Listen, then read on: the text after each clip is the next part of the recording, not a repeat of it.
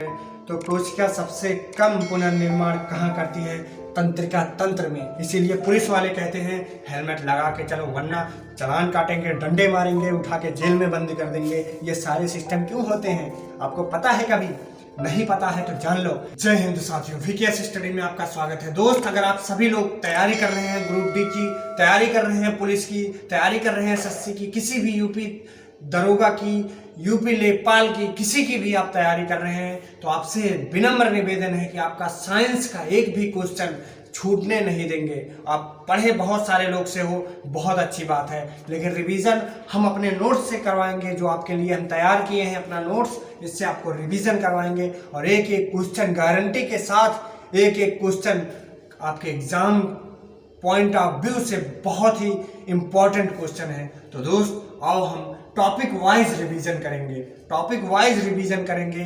जैसे अगर हम कोशिका उठाएंगे, सेल उठाएंगे, तो सेल का एक एक क्वेश्चन आपके सामने प्रस्तुत कर देंगे और आप सभी लोग उस क्वेश्चन को याद कर लेना। इस वीडियो को दोबारा देख लेना, लेकिन आपको ये याद हो जाना चाहिए और याद करवा के रहेंगे। अगर आप इस वीडियो को रुक के पूरा देखते हैं तो हमारी गारंटी है कि हम आपको याद करवा के ही छोड़ेंगे। तो आओ चलते हैं हम अपने पहले क्वेश्चन की ओर। तो हमारा पहला क्वेश्चन है, कोशिका की खोज सबसे पहले किसने किया था?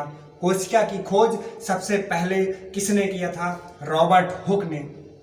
अगर सेल की बात की जाए तो ये मेरा पूरा शरीर सेल से ही बना होता है। उसकी खोज किसने किया था? रॉबर्ट हुक ने। और रॉबर्ट हुक कौन है? वो कोशिका के खोजकर्ता 1665 ईस्वी में कोशिका का खोज किए थे। अब याद करने की ट्रिक देख लो। रॉबर्ट हुक, अगर हमारे बीच में कोशिका मर जाएगी, उसे किससे निकालेंगे? हुक से निकालेंगे। किससे निकालेंगे दोस्त? हुक से निकालेंगे। तो याद हो गया रॉबर्ट हुक 1665। देखो, ये 65 याद करो, 1665 या फिर ना याद करो, लेकिन रॉबर्ट हुक ने किसकी खोज की थी? कोशिका की सबसे पहले खोज की थी, जो कि मृत कोशिका थी। और जीवित कोशिका की खोज किसने की थी? जीवित कोशिका की खोज किसने की थी? Antony von Leeuwenhoek. लीवेनहॉक याद कर लो, लीवेनहॉक। कोशिका का सिद्धांत किसने दिया?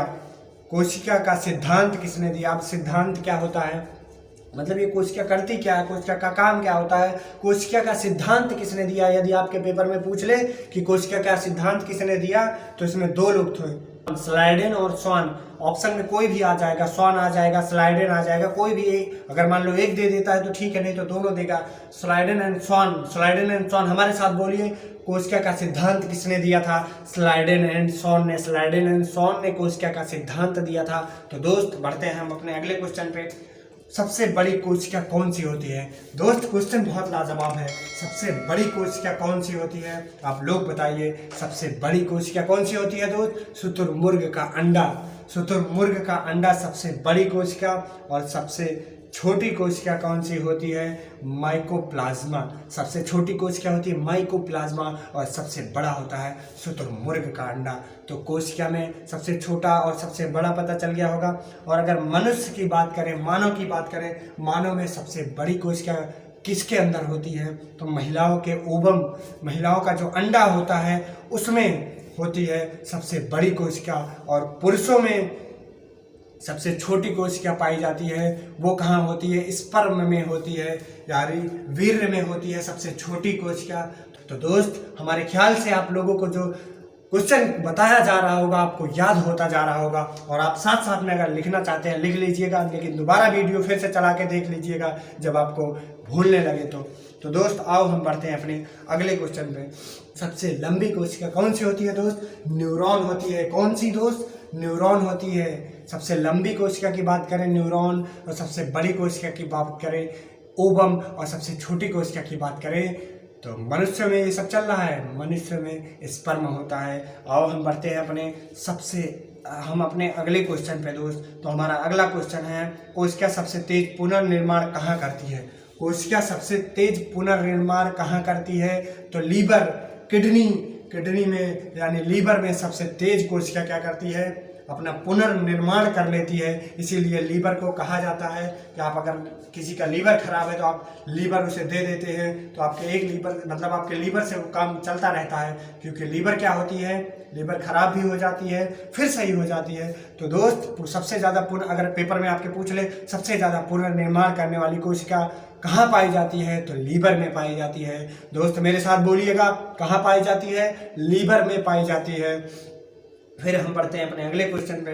तो कोशिका सबसे कम पुनर्निर्माण कहाँ करती है, तंत्रिका तंत्र में। कोशिका सबसे कम निर्माण कहाँ करती है, तंत्रिका तंत्र में। इसीलिए पुलिस वाले कहते हैं हेलमेट लगा के चलो वरना चालान काटेंगे, डंडे मारेंगे, उठा के जेल में बंद कर देंगे। ये सारे सिस्टम क्यों होते हैं आपको पता है? कभी नहीं पता है तो जान लो। पुलिस वाले इसीलिए कहते हैं कि सबसे कम तंत्रिका तंत्र में कोशिका विभाजन यानी पुनर्निर्माण करने की क्षमता होती है। जब आपका तंत्रिका तंत्र डैमेज हो जाएगा तो आप पागल हो जाओगे, फिर ऐसे ऐसे घूमोगे, फिर आपको पता नहीं रहेगा। इसीलिए पुलिस वाले डंडे मार मार के आपको समझाते हैं कि आप तंत्रिका तंत्र के कारण कम से कम यार हेलमेट लगा के चला करो। शरीर टूट जाएगी फिर जुड़ जाएगी, लेकिन आपका जब तंत्रिका तंत्र गड़बड़ हो जाएगा तो आप पगलाओगे, इससे घूमोगे। तो दोस्त ये क्वेश्चन याद हो गया। अब बढ़ते हैं अपने अगले क्वेश्चन पे।